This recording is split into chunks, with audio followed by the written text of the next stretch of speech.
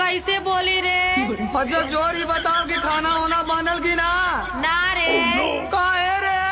हम तोरे बाप का नौकर है का? हाँ रे। का कहले हम?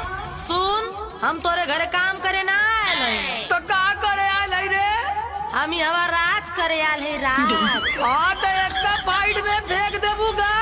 का कहले हम? जो चुपचाप अपन काम कर। हम ना करब। हमार पापा दहेज देले ये कुल करे खातिर। करे तोर पापा दहेज दे ले हुआ तो काम के खरीद ले ले हुआ